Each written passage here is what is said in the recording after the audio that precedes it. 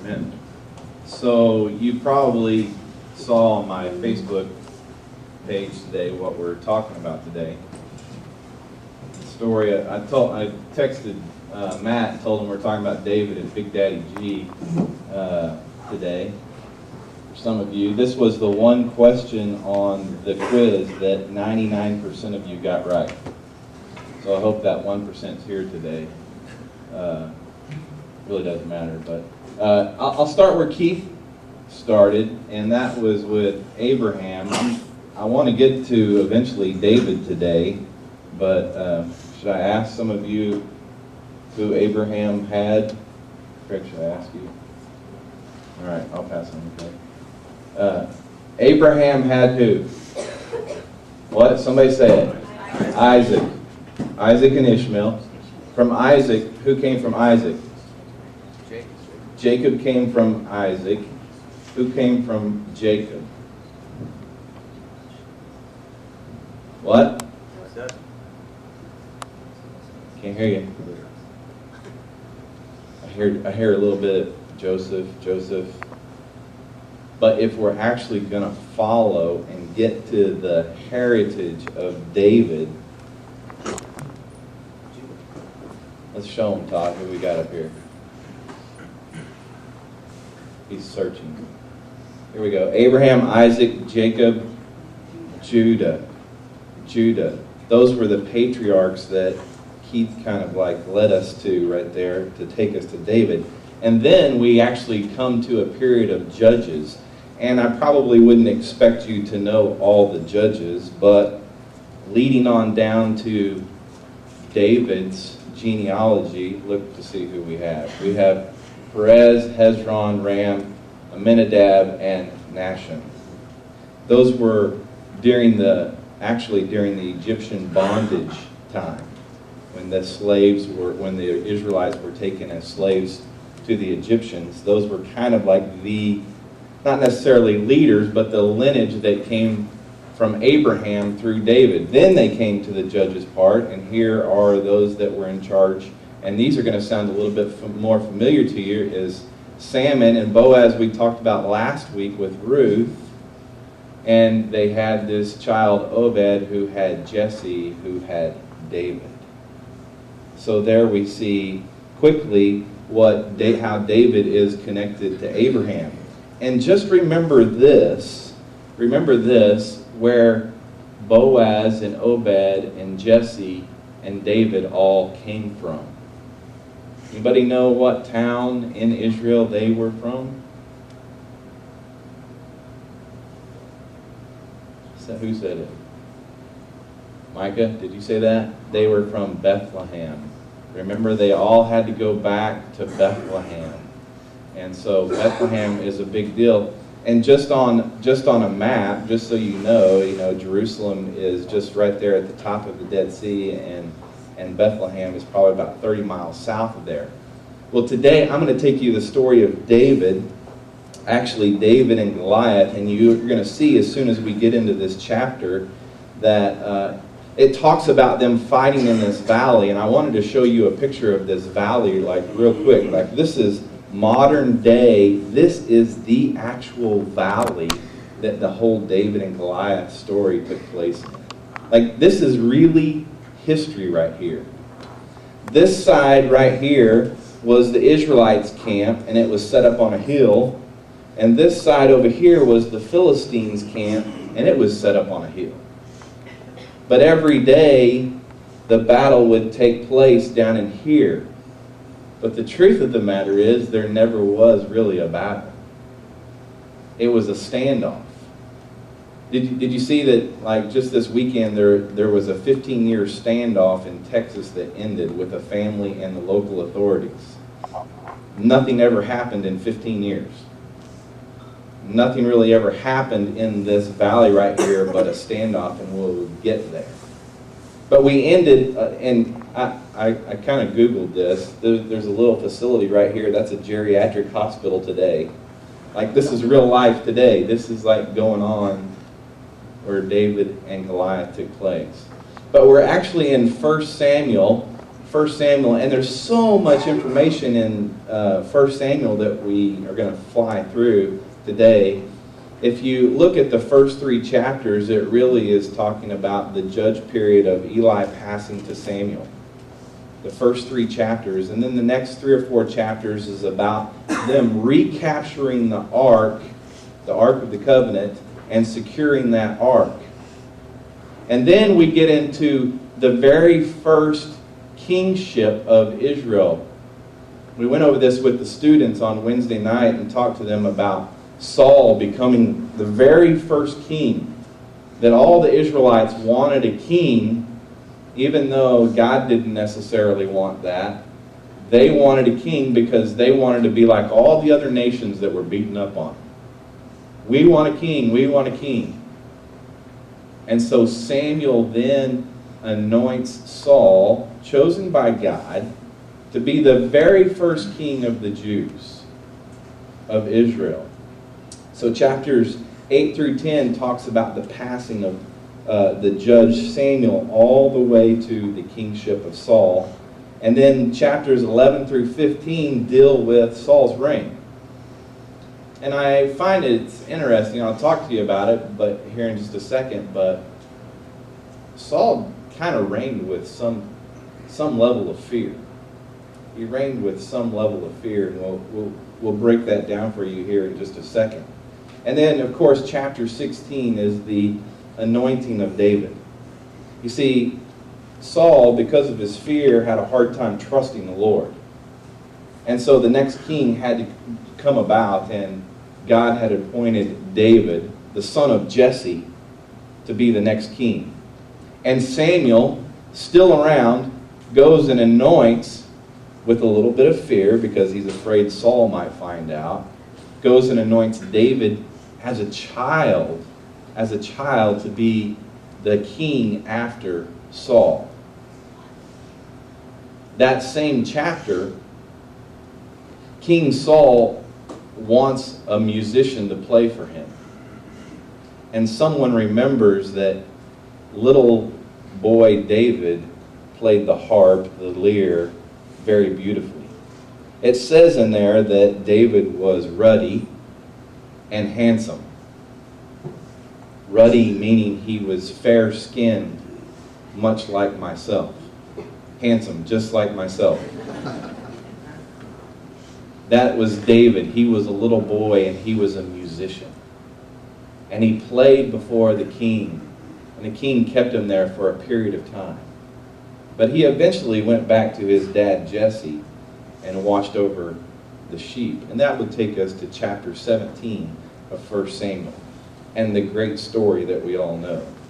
The Philistines gathered their forces for the war at Soka. I'm skipping those names there. Saul and the men of Israel gathered and camped in the valley of Elah. That was what you just saw in that picture, was the valley of Elah. Then they lined up in battle formation to face the Philistines. The Philistines were standing on one hill, and the Israelites were standing on another hill with a ravine between them. Then a champion named Goliath from Gath came from the Philistine camp. In my translation, it says he was 9 feet, 9 inches tall. In some of your translations, it says he was 6 cubits and a span. Now, I don't know if you're familiar with the word cubit, but it was actually used in a previous story when someone built an ark. When Noah built the ark, he was actually built it, and the measurements was a cubit. Anybody know what a cubit is? 18 inches. It's a form of measurement, I got that. Jim's showing us back here. A cubit is if you take your hand like this, it is the distance from the top of your middle finger to your elbow. That's 1 cubit. Anybody know what a span is? What's a span? So width of your arm. Nope. It's a good try. Yeah, it's the width of your hand. So he was what? 6 of these and 1 of these. And it totaled 9 feet, 6 inches. You know, in modern day Guinness Book of World Records humans, what the tallest human being is? ever on record? 8'11". So like, here's Goliath. He's 7 inches taller than the tallest person that we ever have on record. He's massive. And it says, and he wore a bronze helmet and a bronze scale armor that weighed 125 pounds. Who weighs 125 pounds in here? Ron Cox. Ron, you're a good example of like, if Micah were to put you on his back, that would what it would be like. Very similar to that. Thank you, Ron, for your being transparent. We are in church, Ron. There was a bronze armor on his shins, and a bronze sword was slung between his shoulders. His spear shaft, he had this long spear, was like a weaver's beam, and the iron point of his spear weighed 15 pounds. Like a long wooden stick, the wooden pole has to weigh a certain amount, but the spearhead itself, at the end of that spear, weighed 15 pounds. That's pretty amazing. In addition, a shield bearer was walking in front of him. He stood and shouted to the Israelites' battle formations. "Why do you come out to the lineup in battle formation?" he asked them. Like, here's this 9'6" guy, walks down off the encampment of the Philistines into the valley and shouts up to the Israelites, the Jews, and says, "Why do you guys act like you want to fight?" He asked them, "Am I not a Philistine, and are you not servants of Saul? Choose one of your men and have him come down against me. If he wins in a fight against me and kills me, we will be your servants. But if I win against him and kill him, then you will be our servants and serve us." And the Philistines said this, "I defy the ranks of Israel today. Send me a man so we can fight each other." The Philistines said this. When Saul and all Israel heard these words from a Philistine, they lost their courage and were terrified.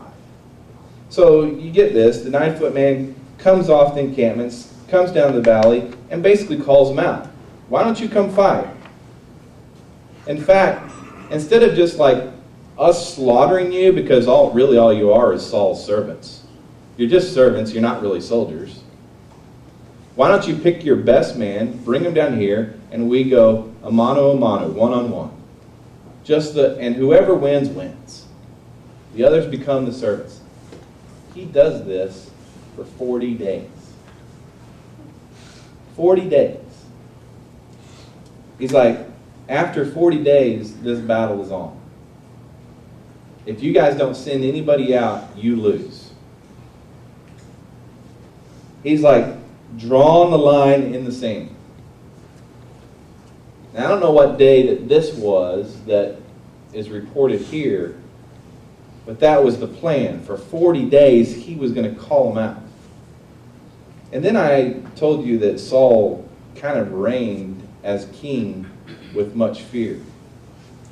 And the reason I say that is because I can prove it. If I look back and I see in verse 22, Saul always fears the wrong things. In verse 22, he feared his own calling as a king. In chapter 13, he feared the Philistines, it says, and the hordes of soldiers that they had. In chapter 15, he even feared his own army. In chapter 17, he feared Goliath. In chapter 18, he fears David. In chapter 22, he fears that he's going to be overtaken, that there's going to be a coup. And then even like in chapter 28 and in Joshua, he fears Samuel's prophecy about his defeat, his death and his defeat by the Philistines. It's like all throughout this book right here, we can see that Saul reigns, but he reigns with this fear. And you can quickly see why the Lord would want to replace him. If Saul doesn't want to trust the Lord, he won't be worth much. And then we look at verse 12. It says, "Now David, who was anointed in chapter 16 as a young man, now David was the son of a Ephrathite from Bethlehem of Judah named Jesse. Jesse had 8 sons, and during Saul's reign was already an old man. And Jesse's 3 oldest sons had followed Saul to the war, and their names were Eliab, the firstborn, Abinadab, the next, and Shammah, the third. And David was the youngest. The 3 oldest had followed Saul, but David kept going back and forth from Saul to tend his father's flocks in Bethlehem." When he says that he followed his brothers, here's what happened. In those days, like in today's wars, you pay taxes, and it goes to the government, and it takes care of our armies. In those days, you sent family members to fight for your country, and then your other family members that remained behind would come and bring food, would bring clothing, would actually almost minister to them different times. So David, being the youngest of 8 kids and his 3 brothers in battle, he was responsible for toting stuff back and forth from the family to his brothers. Yet at the same time, he's got a full-time job of watching the sheep, his dad's sheep. He's a busy man. You ever think about what it would be like to be a shepherd in the wilderness as a young boy? I mean, I've showed you I don't know how many times what the wilderness looks like, but it's just like this dry, desert, rocky place. What would you be doing? What do you do? What? You think? Oh, Lord, help us if we have to sit there and think. Because you all know what that's like, right? When you're isolated and the thoughts just, what would you be doing if you were a boy? What? Say it, Connie. I'd be throwing rocks. Of course, you got good with rocks. And you learn to do what with rocks? Hit stuff. You learn to sling rocks. You probably get pretty good at it. This is the life of a shepherd boy out in the wilderness. Just think about it. It says in verse 16, "Every morning and evening for 40 days the Philistines came forward and took his stand." Talking about Goliath. One day Jesse had told his son David, "Take this half bushel of roasted grain along with these 10 loaves of bread for your brothers and hurry to their camp." I'm assuming that these boys have run out of their last reserves that you sent them. He says, "Also take these 10 portions of cheese to the field commander." Dad's not only taking care of his boys, but he's taking care of the dude in charge. Why is he doing that? Take care of my boys. I'll take care of you. You take care of my boys. Check on the welfare of your brothers and bring a confirmation from them. Like, not only drop this stuff off, but I want you to go to them face to face and figure out how they're doing, and you come back here and report to me. There was Saul and all the men of Israel in the valley of Elah fighting with the Philistines. So David got up early in the morning, left the flock with someone to keep. He's a responsible shepherd. Loaded up and set out as Jesse had instructed him. He arrived at the perimeter of the camp, and the army was marching out to its battle formation, shouting their battle cry. Like every day for 40 days, the Philistines would shout their battle cry, the Israelites would shout their battle cry, and they would do nothing. They just yell at each other all day long. "I'm going to get you." I don't know what they said. But they had a battle cry. I bet it was actually kind of cool. It was like the battle of the battle cries. It says, Israel and the Philistines lined up in battle formation facing each other. David left his supplies in the care of the quartermaster and ran to the battle line. In other words, wherever they camped out and they tented, he dropped that bag of supplies that his dad gave him. But his responsibility was not just deliver the goods, but it was to go check on them. Here's the little boy that's stuck out in the field playing with rocks, watching sheep, that knows he's already been anointed as king. Think about it. He knows he's been anointed as king. And there's a battle going on, and one day this battle is going to be his. And so what's the little brother want to do? He wants to get up there with the big brothers and see what's going on. It says, David left his supplies in the care of the quartermaster and ran to the battle line. Where he arrived, he asked his brothers how they were. I'm doing what Dad's told me to do. He told me to come check on you. And of course, what are they doing? Their big brothers. What are you doing here? What are you doing here?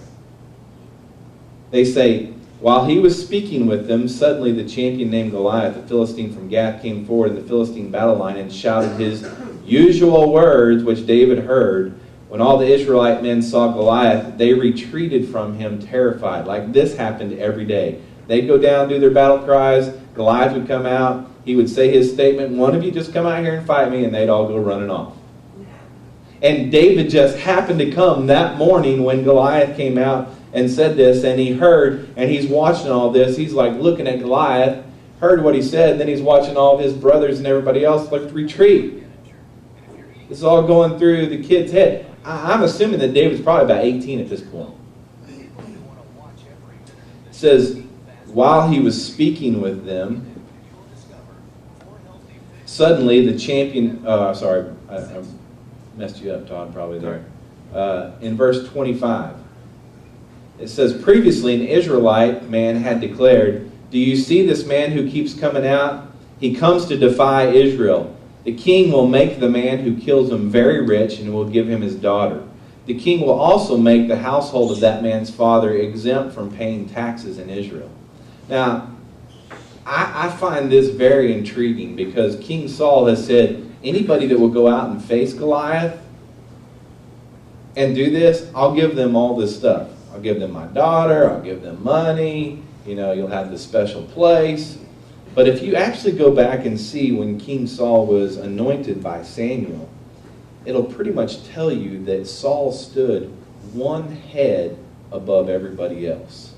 Like this was the biggest men of the Israelites, the king.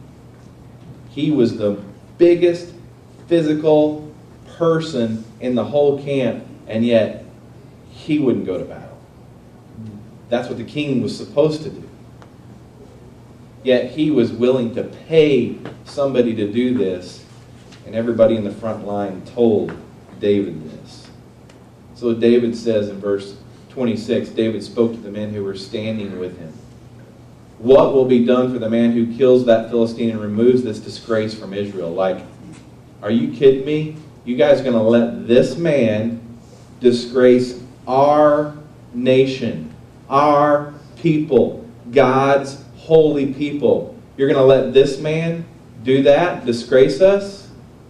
Like, literally, he's sitting there watching this happen, and even his brothers escape and run. Just who is this uncircumcised, that's almost a nasty name, who is this uncircumcised Philistine that he should defy the armies of the living God?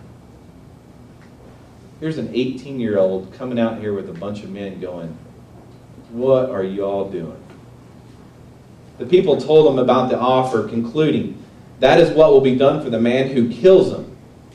David's oldest brother, Eliab, listened as he spoke to the men. Can you imagine your older brothers watching the little brother kind of like call everybody out, calling your peers out, calling you guys that you've been out there fighting with out? He's probably slightly embarrassed. He's probably greatly embarrassed. And he says, why did you come down here? He asked. Who did you leave those few sheep with in the wilderness? Don't you have a responsibility back home? He says. I know your arrogance and your evil heart. You came down to see the battle. Ooh. Those are some rough words. That's all you wanted to do, David, was come down and see what we're doing. And he says, what have I done now? It was just a question. Dad sent me down here to ask that question. Then he turned from those beside him to the others in front of him and asked about the offer.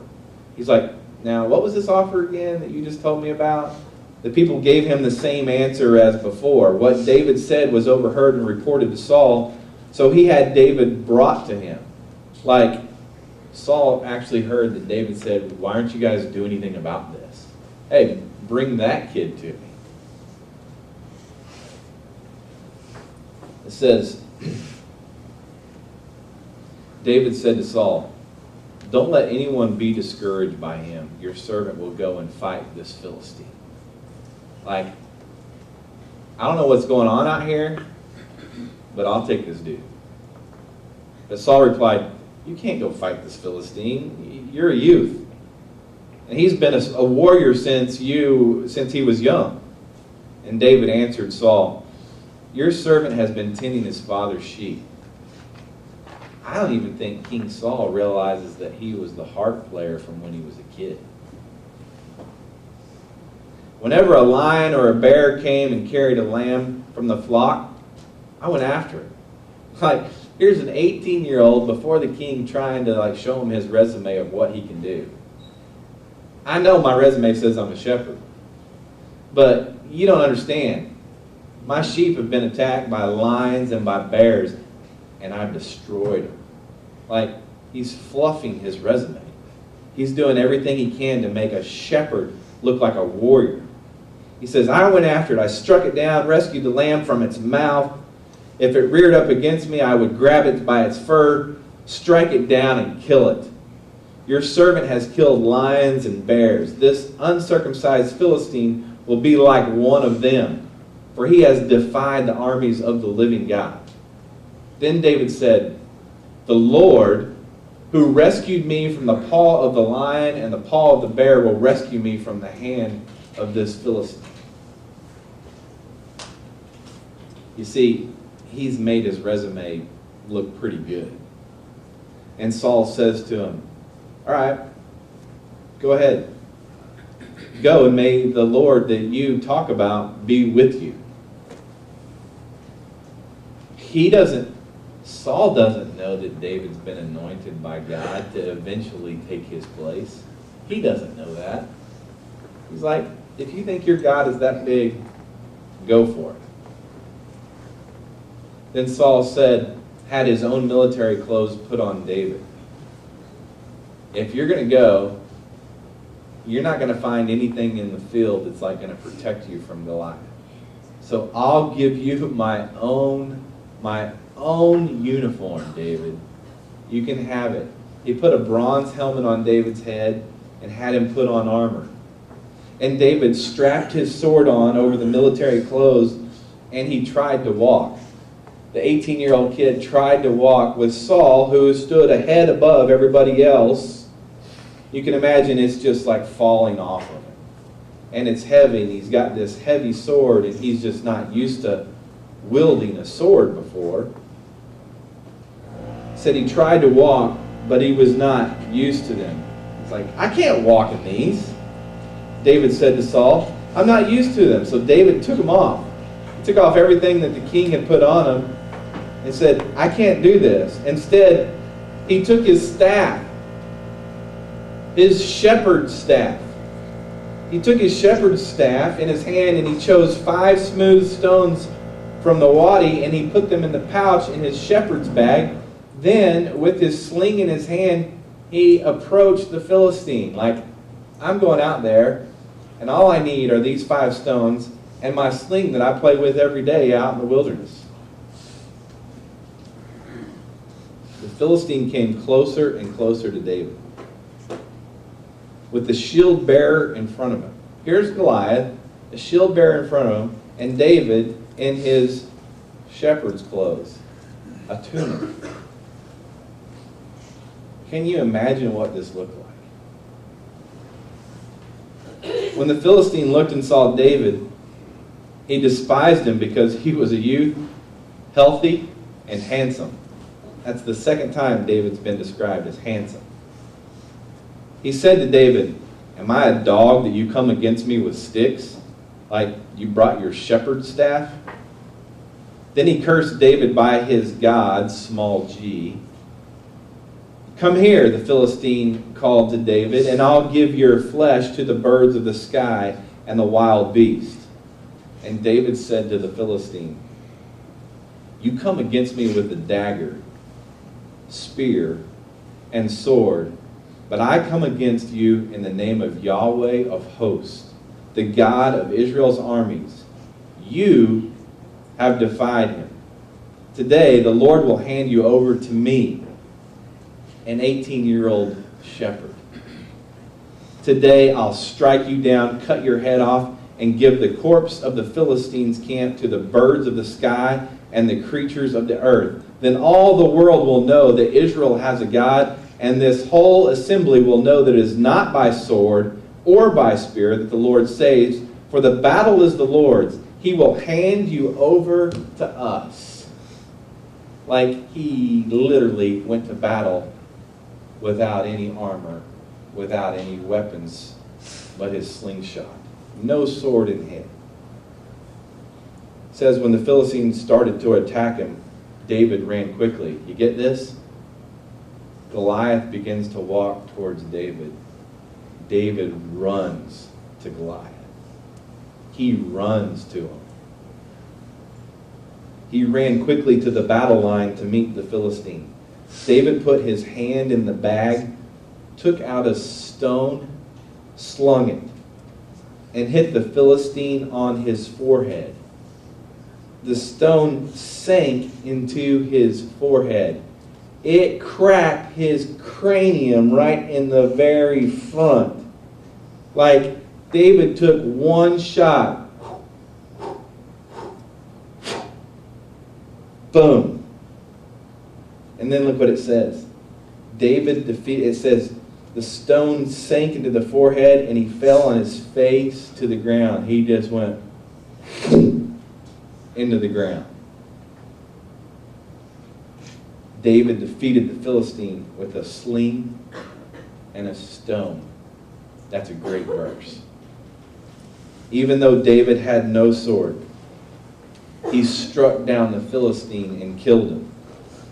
David ran and he stood over him. And here's what it says that he did. He grabbed the Philistine's sword, pulled it from its sheath, and used it to kill him. And it looked like this. Oh yeah. This is Goliath's sword. One that he could barely wield as an 18-year-old. And he stands over Goliath.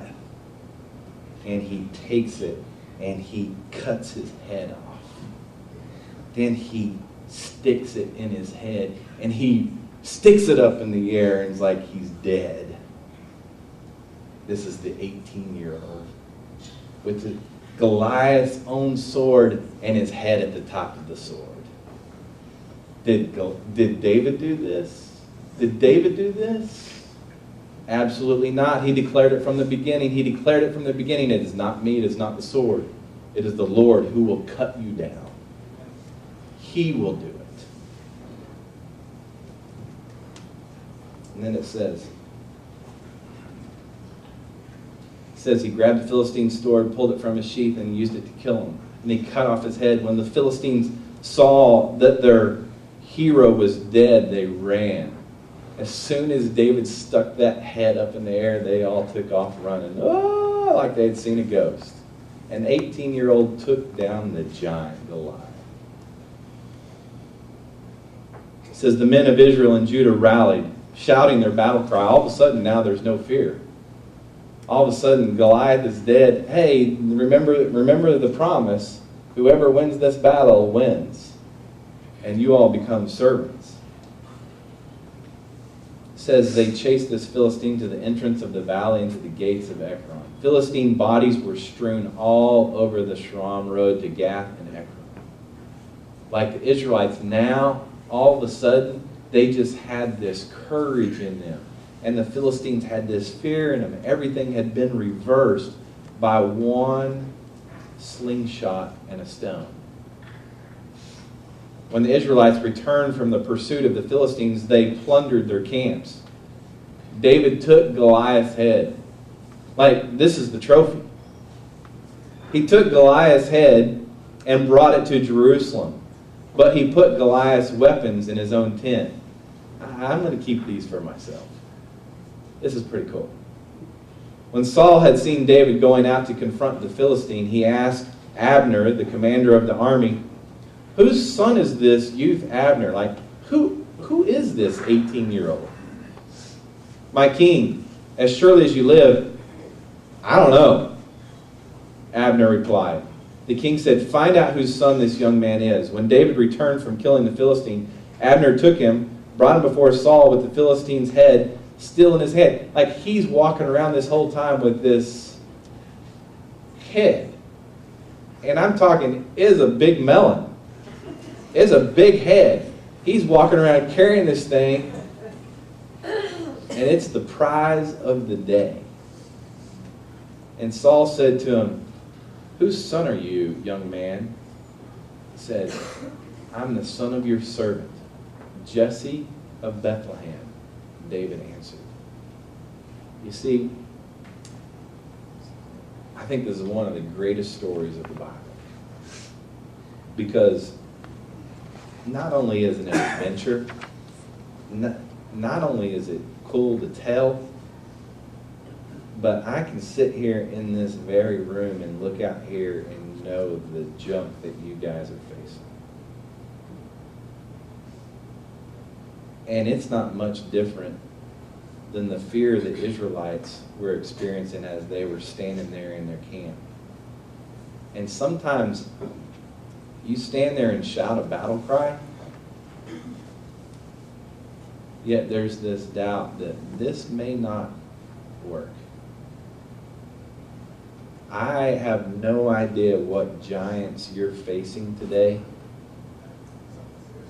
You could have this fear of your 401k crashing. You might have this fear of an ailment that's going to destroy you. You might have a relationship that seems like it's finished.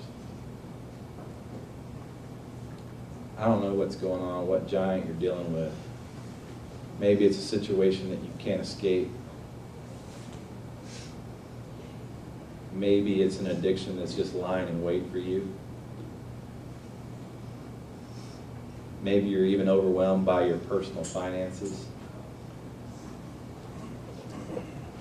Maybe the thoughts and grief and anxiety and depression are overwhelming you. But I believe that my God's big enough. I can guarantee you I'm not big enough. But my God's big enough. I went to, just throw this in there, our fishers, and I'm assuming the Lord has laid it on the mayor's heart to deal with one of the last issues that I mentioned there was mental health. And he's got several different groups that have been meeting together to deal with mental health issues that are going on in our community. And one of the groups that he pulled together was the clergy. I think I shared that with some of the men in our group, that he's pulled the clergy together. And honestly, Lebanon, beloved people sitting here, I would ask that you just pray for that, because here's what happened is the government has called the clergy of the area in to talk about how to deal with mental health. They've called several other different groups in. And I'm just going to be honest with you, is like the clergy acted like they were the behavioral scientist of the group. Like, I said, I'll be the crazy person in the room and talk about the spiritual side of this thing, because I believe a lot of it's spirit, not all of it. I get it. I'm not saying it's all spiritual and everything. I understand there's a physical side of it. I get all that. But if the mayor is going to risk bringing the clergy in, don't you think that we should focus on the spiritual side? And let the professionals deal with all the other things? And the response was by somebody else in the room, in that group. That's good to think that Jesus can do that, but, and I just went, really? Didn't say that out loud. But I realized where the battle really is. And I believe that my God is big enough. If he can put a slingshot and a stone in an 18-year-old kid, shepherd kid's hands and defeat the biggest person ever lived, my God's capable of doing that. I believe it's true. I've been there. I've seen it. I know it's real. I have great confidence in my God.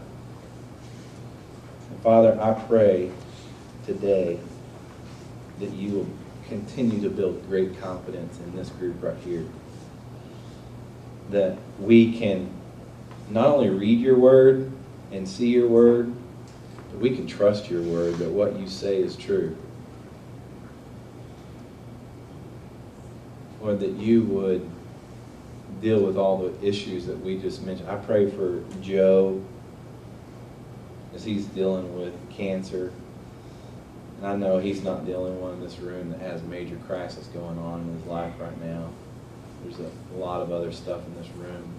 But I pray that the giants we're facing, that we trust you with them, and that we really don't have to do it in our own strength, that you're going to do it. You're going to take the giants down for us.